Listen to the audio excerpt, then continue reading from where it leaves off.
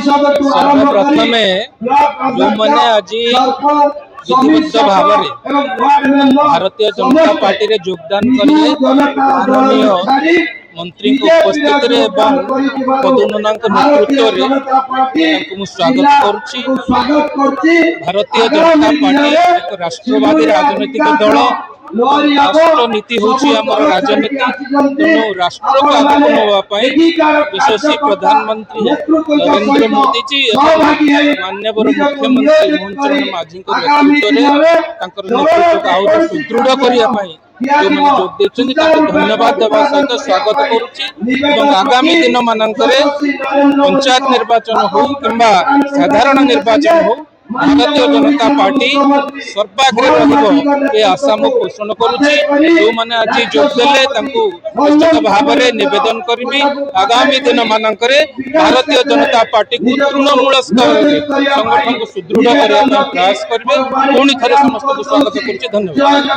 मो ईश्वर चंद्र बेहरा भारतीय जनता पार्टी जिला सभापति बालेश्वर आज खैरा ब्लॉक रे पद्मलोचन पंडा नेतृत्व में आज मिश्रण पर्व होमुलिया निर्वाचन मंडली विधायक तथा बालेश्वर योजना बोर्ड अध्यक्ष तांकरी नेतृत्व में एवं आज मान्यवर माने मंत्री पृथ्वीराज हरिचंदर अबकारी ल एवं पूर्त विभाग से उपस्थित होते।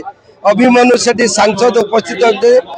नेतृत्व में आज जिलार खैरा ब्लॉक रे विभिन्न बीजेडी छाड़ी बीजेपी योगदान करछंती। महासमुद्र रे आसी समस्त मिसिछंती। एठी बीजेडी सोल हब बालेश्वर जिला खैरा ब्लॉक विकसित धारा रे समस्त जुड़े यशस्वी नरेंद्र मोदी नेतृत्व को पाथे करी विकसित भारत 2047 हब।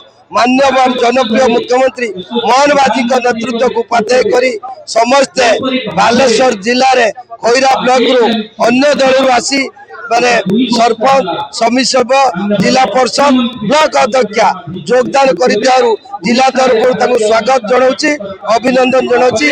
आगामी दिन में एटिकार कार्यकर्ता सहित मिसी से सहभागिता काम करी दल को अभिवृद्धि कर प्रयास करेंगे। एति मोर निवेदन।